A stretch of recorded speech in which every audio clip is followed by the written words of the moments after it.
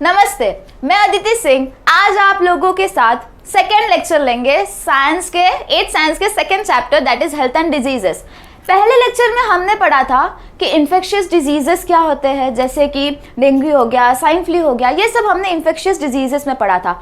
अब second lecture में यानी कि आज जो हम कंटिन्यू कर रहे हैं इसमें हम पढ़ेंगे सब कुछ नॉन इन्फेक्शियस डिजीजेस के बारे में। अब ये नॉन इन्फेक्शियस होता क्या है? एकदम इन्फेक्शियस का उल्टा, यानी कि diseases which do not occur through infection and body contact, यानी कि ये ऐसे डिजीजेस होते हैं जो हमें इन्फेक्शंस यानी कि बैक्टीरियाज के थ्रू या फिर बॉडी कॉन्टैक्ट के थ्रू नहीं हो सकते। ओके, सो अभी इसमें भी कौन से हैं डिजीजेस? तो सबसे पहले हम पढ़ेंगे कैंसर को। बहुत लोगों ने कैंसर को सुना होगा, पता है, ऑफ कोर्स सबको पता है कि एक्चुअली कैंसर होता क्या है, किससे होता है एंड ऑल। ये एक बहुत डेडली डिजीज होती है, इसके पर्टिकुलर स्टेजेस होते हैं। सो कैंसर होता क्या है? It is uncontrolled and abnormal cell growth, यानी कि हम सबको पता है ह्यूमन बॉडीज में बहुत सारे सेल्स होते हैं और ये सेल्स में अगर अनकंट्रोल्ड यानी कि इरेगुलर या फिर जिसे हम कंट्रोल नहीं कर सकते ऐसे एबनॉर्मल ग्रोथ हो रहे हैं। समझो अभी ये हमारा सेल है, बेसिकली सेल है और इसका अगर कोई एबनॉर्मली ग्रोथ हो रहा है, this is called as cancer. Okay, so group और lumps of cancerous cell is called malignant tumour, यानी कि जब ये सेल्स, ये जो सेल्स है जो इरेगुलरली बढ़ गए हैं, ये जब मिलेंगे तो हम उसे क्या कहेंगे? मैलिगेंट ट्यूमर्स। ट्यूमर्स तो ऑफकोर्स सबने सुना होगा, ब्रेन ट्यूमर्स होते हैं जिसे हम गांठ भी कह सकते हैं, ये सारी चीजें। ये किस में पाए जाते हैं? इसके भी वेराइटीज होते हैं कैंसर्स के। किस में होते हैं? या तो वो लंग्स में होगा, माउथ में होगा, टंग में होगा, stomach, breast, uterus, skin and tissues like blood. आपने बहुत लोगों ने सुना होगा लंग कैंसर्स होते हैं स्मोकिंग की वजह से, माउथ कैंसर होता है, टंग कैंसर, स्टमक, ब्रेस्ट, यूट्रस जो फीमेल्स में पाया जाता है, स्किन बेसिकली बहुत सारे रीजंस की वजह से होता है skin cancer, tissues like blood. अब इसके रीजंस क्या है? हमें कैंसर क्यों होता है या फिर क्यों इतना ज़्यादा ये ग्रोइंग डिजीज हो चुका है? Consumption of tobacco. हर किसी ने देखा होगा कि आजकल की जो यूथ है या आजकल की जो या पहले की जो जनरेशन है, वो टबैको का जो कंजम्पशन है वो बहुत ज़्यादा प्रमाण में बढ़ चुका है। इसकी वजह से mouth cancer, tongue cancer and all बहुत ज़्यादा पाया जाता है। गुटकास, स्मोकिंग्स आजकल तो भैया स्मोकिंग के बिना तो मैंने तो बहुत सारे मेरे ही एज ग्रुप में या फिर बहुत सारे लोगों को देखा है जो स्मोकिंग करते हैं, जो बहुत सारे पार्टीज एंड ऑल में जाते हैं जहाँ पे स्मोकिंग किया जाता है। एक्चुअली ये सब चीज़ बहुत ही खराब है, especially at the age when you are growing, when you are in puberty. If you do all this things, this is very bad for your health, for your fitness. Okay, what does it cause? It causes lungs cancer. अगर आप smoking कर रहे हो, वो गंदा सा जो smoke है वो अगर आपको इनहेल हो रहा है, of course your lungs will get disturb, your lungs cells will get destroyed and all. So smoking, alcoholism, बहुत ज़्यादा कोई शराब पी लेता है, उसकी वजह से भी ये दिक्कत होती है। lack of fibers content in food, fibre containing foods जो होते हैं अगर आप उसका कंजम्पशन कम करो। बहुत सारे बच्चों के नखरे होते हैं, हम ये नहीं खाएंगे, हम वो नहीं खाएंगे, हम बीटरूट नहीं खाएंगे, हम ओट्स नहीं खाएंगे। बहुत सारे लोगों को ओट्स पसंद भी नहीं होता है, हाँ, करेला स्पेशली। तो ये सारे जो होते हैं हमें खाने चाहिए, बिकॉज इसके लैक की वजह से भी हमें ये प्रॉब्लम हो सकता है। फाइबरस फ्रूट्स में, फाइबरस वेजिटेबल्स या फ्रूट्स में क्या क्या आएगा? तो कहते हैं बीटरूट खाओ, आपका डाइजेशन इंप्रूव हो जाएगा, कैरेट खाओ, आपका डाइजेशन इंप्रूव हो जाएगा। तो ये सारी चीज़ें आपके बॉडी के लिए बहुत अच्छी होती है। ओट्स खाओ, ओट्स में सबसे ज़्यादा फाइबर पाया जाता है, it's very beneficial for your health. Okay, excessive consumption of junk food सबको पता है, हम सब खा रहे हैं और रोज खा रहे हैं इनफैक्ट। तो junk food involves pizza, burgers and everything that you eat outside your home, pizzas, burgers, extra चीज बर्गर्स एंड एवरीथिंग। ओके, इसके कंजम्पशन, उसके ओवर यानी कि बहुत ज्यादा कंजम्पशन से भी ये चीजें होती है। ओके, सो आगे देखेंगे hereditary can also be the reason. कल हमने पढ़ा था कि हेरिडेटरी भी एक सॉर्ट ऑफ सब डिवीजन होता है टाइप्स ऑफ डिजीजेस का। तो हेरिडेटरी क्या होता है, वापस एक बार रिपीट कर लेते हैं। हेरिडेटरी यानी कि ऐसे डिजीजेस जो आपको आपके पेरेंट्स, ग्रैंड पेरेंट्स या फिर आपके फैमिली की वजह से या एंसेस्टर्स की वजह से आपको मिले हैं, ऐसे डिजीजेस। तो ये जो कैंसर है ये हेरिडेटरी भी हो सकता है। सपोज आपके फैमिली में किसी और को कैंसर है तो ऐसा भी हो सकता है कि वो उसके कारण आपको आए। ओके,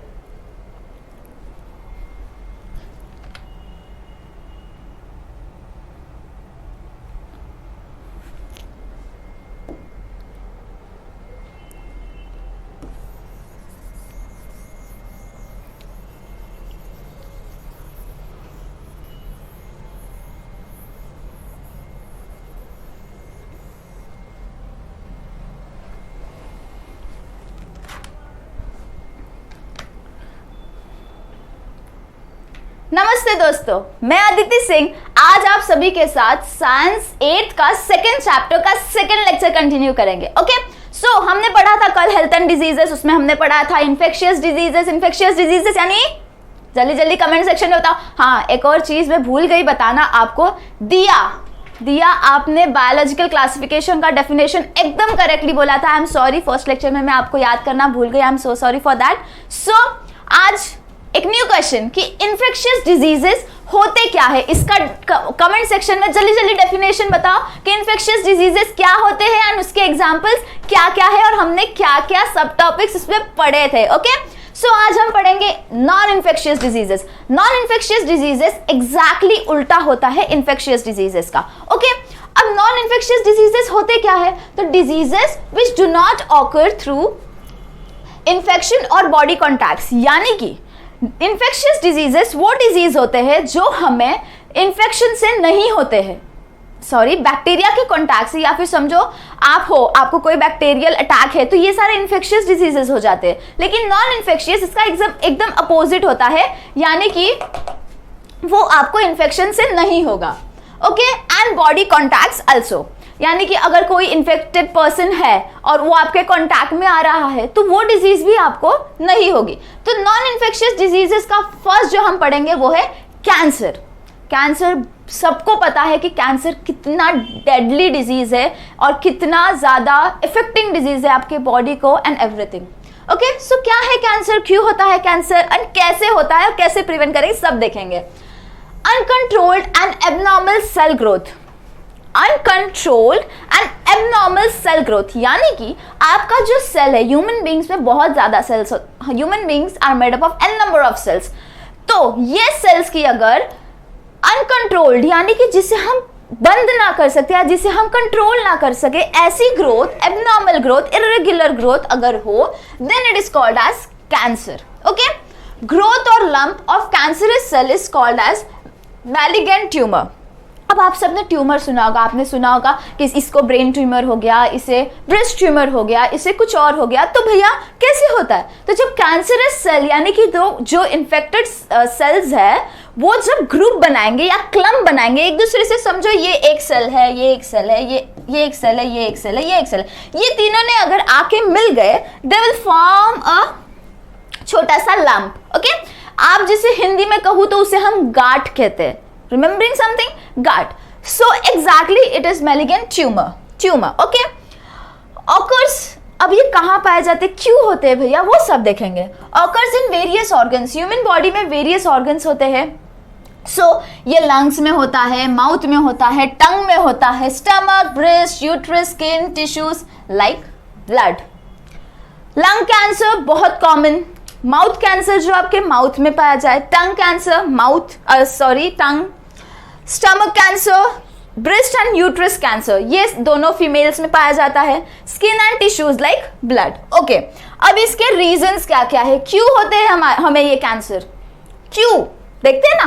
कंजम्पशन ऑफ टबैको, मैंने बहुत लोगों को देखा है, इनफैक्ट हमारे जो फैमिली मेंबर्स होते हैं उनको भी देखा है कि वो टबैको कंज्यूम करते हैं, जो कि they take in their mouth and keep it for a longer period of time. क्या आप सोच सकते हो वो जब आपके माउथ में बहुत ज्यादा देर तक एक ही जगह पे एक्यूमुलेटेड है तो उससे आपके माउथ की स्किन कितनी ज्यादा डिस्टर्ब, कितनी ज्यादा बर्निंग सेंसेशन क्रिएट करती होगी। तो जब ये टबैको आप एक ही प्लेस पे रखे रहोगे तो वहां का जो एरिया है, वहां के जो सेल्स है वो धीरे धीरे खराब होने चालू हो जाएंगे, उनमें कैंसर जैसी बीमारी चालू हो जाएगी।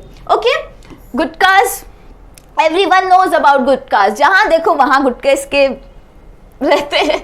स्मोकिंग, यूथ बहुत ज्यादा स्मोकिंग में रिलेटेड है, बहुत ज्यादा पार्टीज, बहुत ज्यादा smoking, cigarettes and all involve करती है। ये बहुत ज्यादा एक इफेक्टिंग है आपके बॉडी को। समझो आप कोई स्मोकिंग कर रहा है, वो इतना गंदा स्मोक आपके बॉडी में, यानी कि आपके नोज के थ्रू, आपके नेक के थ्रू आपको अंदर जा रहा है, आपके दोनों लंग्स को डिजीज दे रहा है। वो आपने कई बार देखा होगा, कहीं अगर वीडियो मिला आपको, तो जो हेल्दी लंग्स होते हैं वो बहुत ही रेडिश सा दिखता है, बहुत ही पिंकिश सा चीज होता है। यही जो स्मोकिंग वाले पर्सन्स होते हैं, उनके जो लंग्स होते हैं ना, वो ब्लैक से, बहुत ही ऐसे सिकड़े से एंड छोटे नहीं बट सिकड़े से ब्लैक से होते हैं। तो ये सारे रीजंस होते हैं कि आपको कैंसर होने के चांसेस हो।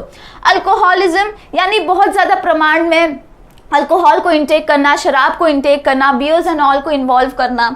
Lack of fibre content of food, अभी मैंने देखा है पर्सनली, मैं खुद इस सिचुएशन से हूँ कि मुझे बहुत सारी चीज़ें नहीं पसंद है।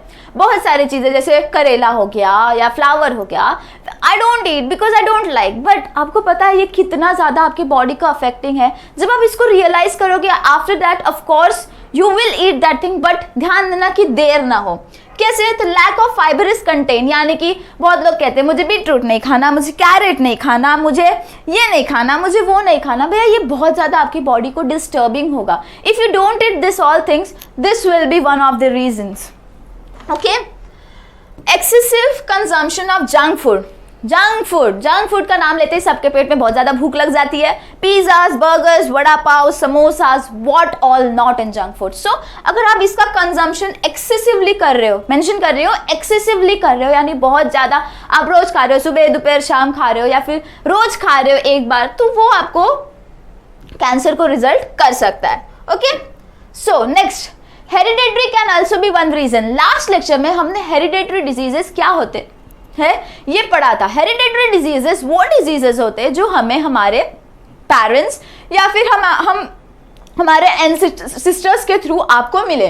ओके, तो ये बिफोर बर्थ, यानी कि समझो डायबिटीज है, ये एक हेरिडेटरी डिजीज है। ओके, क्योंकि ये आपको आपके पेरेंट्स या फिर आपके फैमिली के थ्रू मिल सकता है। इसके सिम्टम्स क्या क्या होते हैं? सिम्टम्स में क्रॉनिक कफ, क्रॉनिक कट पड़ा था, समथिंग क्रॉनिक यानी कि ऐसा जो बहुत ज़्यादा समय तक आपके अंदर रहे, या फिर जो जिसकी ट्रीटमेंट पॉसिबल नहीं है, ऐसा कफ जनरेशन। हॉरस वॉइस, बहुत ही रफ टफ निकलने वाला वॉइस। डिफिकल्टी इन स्वेलिंग, यानी कि अगर आप निवाला ले रहे हो, आप खाना खा रहे हो, तो उस सिचुएशन में अगर आपको उसे अंदर लेने में दिक्कत हो रही है, यानी स्वालो करने में दिक्कत हो रही है। Incurable scars and inflammations. Incurable यानी कि जो ठीक ना हो, जैसे हमें बहुत सारे स्कार्स दिखते हैं, वो अगर क्यूरेबल नहीं है। एंड इन्फ्लेमेशंस यानी सूजन। लम्प्स इन ब्रेस्ट जो होता है, इसके अंदर छोटी छोटी गांठें पाई जाती है, यानी लम्प्स पाए जाते हैं। अनएक्सप्लेन्ड वेट लॉस, अनएक्सप्लेन्ड, हम जिसे एक्सप्लेन ही नहीं कर सकते भैया, इतना ज्यादा वेट लॉस हो जाएगा। ठीक है, अब इसके डायग्नोसिस में हम क्या होते हैं, कैसे हम पता कर सकते हैं कि इन्हें या ये पेशेंट को कैंसर है? CT scan, whole body CT scan, MRI scan, यानी कि जो आपके ब्रेन है इसका एमआरआई स्कैन, अगर ब्रेन ट्यूमर है, ब्रेन कैंसर ट्यूमर्स है तो। मैमोग्राफी। ओके, इसके बाद हम पढ़ेंगे ट्रीटमेंट। टेस्ट कर लिया, ट्रीटमेंट करना जरूरी है ना, पता चल गया भैया ये स्टेज को आपको कैंसर्स के स्टेज होते हैं, first, second, third and all. तो इसका ट्रीटमेंट क्या होगा? Chemotherapy, radiation therapy and surgery. आपने देखा होगा जो कैंसर पेशेंट्स होते हैं उनके जब हम ट्रीटमेंट्स करते हैं उनको बहुत ज़्यादा हेयर लॉस हो जाता है, कुछ इस तरह, राइट? तो ये हेयर लॉस क्यों होता है? क्योंकि आप कीमोथेरेपी एंड रेडिएशन थेरेपी को फेस कर रहे हो, तो ऑफ कोर्स आपको कोई ना कोई बॉडी में वो दिखाए, कहीं ना कहीं वो सिम्टम्स दिखेगा। तो this is one of the image. Okay, so आप इसको अवॉइड कैसे कर सकते हो? तो कंट्रोल्ड डाइट, बहुत ही अच्छी डाइट, या फिर फिजिकल एक्सरसाइज। फिजिकली आप हेल्दी रहो, आप डॉक्टर को कंसल्ट करो एंड एक्सरसाइजेस करो ढेर सारी, तो आप ठीक हो जाओगे। Okay, this is all about cancer. Now let's study about diabetes. हर घर में, इफ आई एम राइट, तो शायद हर घर में एक डायबिटिक पेशेंट तो होता ही है, यानी शुगर वाला पेशेंट। तो अब ये कैसे होता है? Hormones insulin produced in pancreas. अब सबको पता होगा, आप सबने डाइजेस्टिव सिस्टम पढ़ा होगा छोटे स्टैंडर्ड्स में। डाइजेस्टिव सिस्टम में एक पैनक्रियाज, स्टमक के नीचे इंटेस्टाइन के जस्ट ऊपर एक छोटा सा लीफ लाइक स्ट्रक्चर होता है, उसे हम पैनक्रियाज कहते हैं, जो इंसुलिन सिक्रीट करता है। Okay, hormone insulin produced in pancreas, जो प्रोड्यूस्ड होता है in pancreas, controls the level of sugar glucose in blood. ये जो छोटा सा लीफ लाइक स्ट्रक्चर होता है ना आपके स्टमक एंड इंटेस्टाइन के बीच में, ये बहुत ज्यादा इंपॉर्टेंट रोल प्ले करता है किसमें?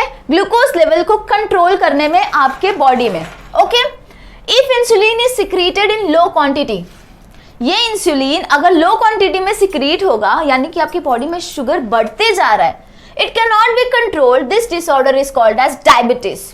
ओके, डायबिटीज भी दो टाइप के होते हैं, अगर आप बहुत ज्यादा इंसुलिन सिक्रीट हो रहा है या बहुत कम इंसुलिन सिक्रीट हो रहा है, दोनों टाइप के डायबिटीज हो सकते हैं, एक कम शुगर वाला एंड एक ज्यादा शुगर वाला। ओके, सो हम देखेंगे इसके सिम्टम्स क्या क्या है।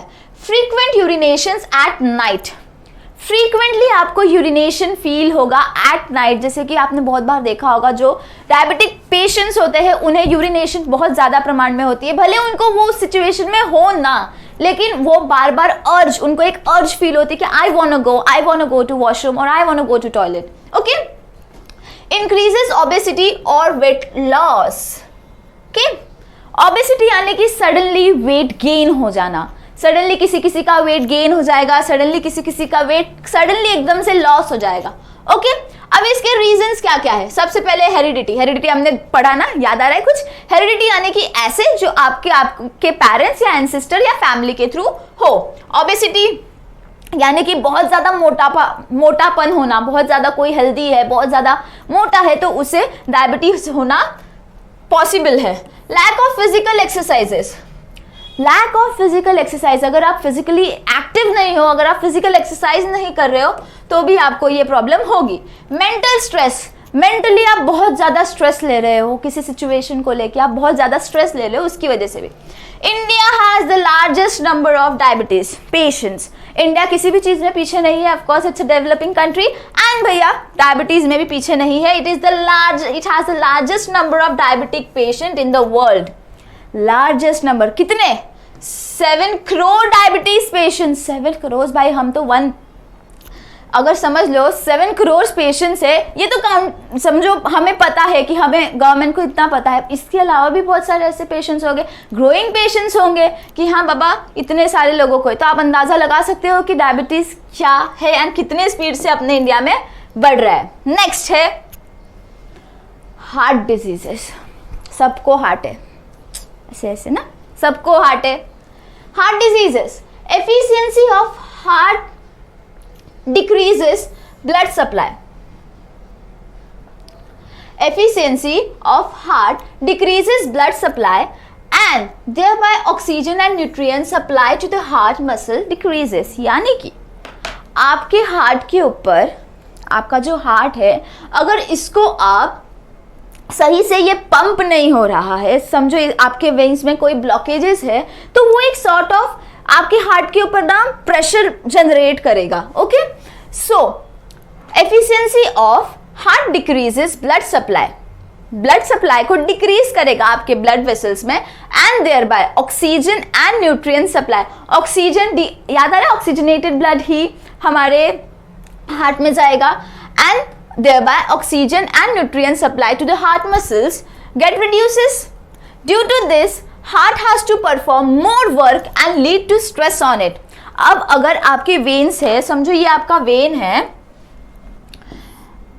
और इधर से ब्लड फ्लो हो रहा है, लेकिन किसी रीजंस की वजह से यहाँ पे छोटे ब्लॉकेजेस क्रिएट हो रहे हैं। ओके, समझो ये ऐसे और ऐसे, तो भैया अब जो आपका ब्लड फ्लो हो रहा है यहाँ से, वो ब्लॉक होते होते कितने प्रेशर से, आप पानी को देखो, पानी का पाइप अगर नोटिस करोगे तो अगर आप वो कहीं पे ट्विस्टेड है तो वो पानी या तो स्लो आएगा, और जब आप उसे खोल दोगे सडनली बहुत ज्यादा फास्ट से पानी आने लगेगा। उसी तरीके से अगर वो ब्लॉकेजेस है तो ब्लड का जो फ्लो है वो धीरे हो जाएगा, उसकी वजह से ब्लड को जो चाहिए, हार्ट को जो चाहिए, जो न्यूट्रिएंट्स चाहिए, जो ऑक्सीजन चाहिए, वो उस तक पहुंच नहीं पाएगा एंड उसकी वजह से हार्ट के ऊपर स्ट्रेस आएगा and this will lead to heart attack. This will lead to heart attack. जो वो स्ट्रेस जनरेट करेगा हार्ट के ऊपर, जो वो जो डेफिशिएंसी वो फेस करेगा न्यूट्रिएंट्स एंड ऑल की, उसकी वजह से हमें हार्ट अटैक होता है। ओके अब जो हार्ट अटैक है, अगर सपोज किसी को हार्ट अटैक आ रहा है तो ही हैज टू इमीडिएटली उसे डॉक्टर को कंसल्ट करना पड़ेगा। ओके अब हार्ट अटैक के सिम्टम्स क्या क्या होते हैं तो हम देख लेते हैं। Heart attack, of course heart इधर है, लेफ्ट साइड में थोड़ा सा टिल्टेड हुआ हार्ट है हमारा, ठीक है।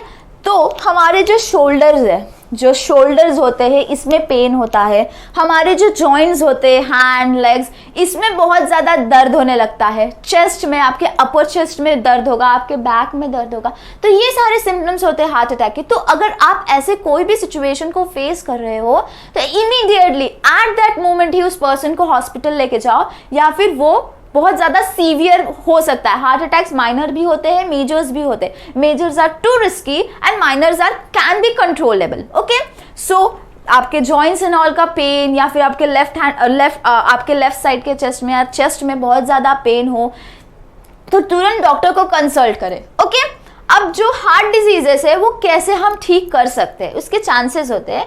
एंजियोप्लास्टी। एंजियोप्लास्टी क्या होती है, समझो किसी को माइनर हार्ट अटैक आया है, ओके एंड उसके पता चला है कि उसके जो वेन्स है, उसके जो ब्लड वेसल्स है, उसके अंदर ब्लॉकेजेस है। तो व्हाट डॉक्टर डू, एक ऐसा पार्ट हमारा लेंगे और वहां से बड़े सी वायर निकालेंगे। बड़ी सी वायर पूरे वेन्स के थ्रू आपके हार्ट तक पहुंचाएंगे, ठीक है।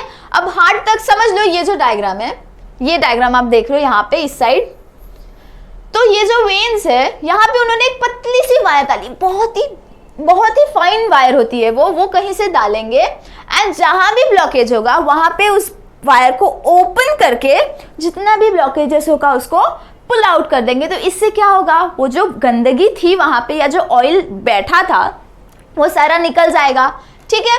This was angioplasty. Heart transplant. Heart transplant, heart को ट्रांसप्लांट करना, ऑफ कोर्स कोई डोनर होगा, आपने सुना होगा ऑर्गन डोनेशन में हार्ट डोनेशन भी होता है, हर ऑर्गन के डोनेशंस होते हैं। तो हार्ट ट्रांसप्लांट, उस आदमी के जो एक्टिव हार्ट है उसे हम ट्रांसप्लांट कर देंगे जिसे हार्ट अटैक आया है या जिसे हार्ट डिजीजेज है उससे। इंस्टॉलेशन ऑफ सेंस, यानी कि क्या, ये वेसल्स है, समझो यहाँ से आपका ब्लड फ्लो हो रहा है लेकिन यहाँ पे आपको ब्लॉकेजेस है, समझो ब्लॉकेजेस है जैसे यहाँ पे था। तो डॉक्टर्स क्या करते हैं, यहाँ पे एक छोटी सी चीज इंसर्ट करते, ऐसी चीज जो आपकी जो वेन्स है उससे ओपन ही रखेगी, यानी वहां पे वो अटक जाएगी एंड वहां से वो ओपन होने लगेगी। सेम आपको अगर ये डायग्राम में दिख रहा होगा, थोड़ा सा मैं बड़ा कर देती हूँ इसे, तो ये जो डायग्राम है वो ये बड़ा हो जाए, तो आप इसमें देख रहे हो ये वेसल्स है एंड ये वेसल्स के बीच में आपको कुछ चीज दिख रही होगी वाइट सी, ये जो है वो ओपन कर देगा उस वेसल को एंड वहां से ब्लड इजीली फ्लो हो जाएगा। नेक्स्ट है ओपन हार्ट सर्जरी। अब ओपन हार्ट सर्जरी यानी वो सर्जरी जो लाइक आपके चेस्ट में इंसर्शन करके ओपनली, या आपको ये डायग्राम में दिख रहा होगा कि ये जो डॉक्टर है इन्होंने एक स्टील जैसी, स्टील नहीं है ऑफकोर्स, वो बहुत स्टेराइल चीजें होती है, उसे रखा है, हार्ट को ओपन किया है, हार्ट अंदर वर्क कर रहा है and they are operating on that. This is open heart surgery. Installation of pacemaker, ये है हार्ट हमारा, इधर हम छोटा सा 5 सेंटीमीटर का एक अपर पार्ट ऑफ चेस्ट में इंसर्शन क्रिएट करेंगे, 5 to 6 सेंटीमीटर या 4 सेंटीमीटर का इंसर्शन करके हम वहां पे एक इलेक्ट्रिकल डिवाइस जिसे हम पेस मेकर कहते हैं, हम वो इंस्टॉल करेंगे for the actively working of our heart so that we don't have heart attacks or heart diseases. Okay, these were the measures we take to prevent heart diseases or to cure heart diseases. Hope you have enjoyed this session and next का जो part है वो हम lecture 3 में continue करेंगे. Hope you have enjoyed. Thank you so much for attending this lecture. Do like, share and subscribe the video and comment down below जो मैंने question पूछा होगा। अगर आपने पूरे वीडियो देखे तो आपको पता होगा मैंने क्या क्वेश्चन पूछा है। डू कमेंट डाउन बिलो, जो पहला होगा उसका हम नेक्स्ट लेक्चर में नाम लेंगे। थैंक यू सो मच, मिलते हैं नेक्स्ट लेक्चर में।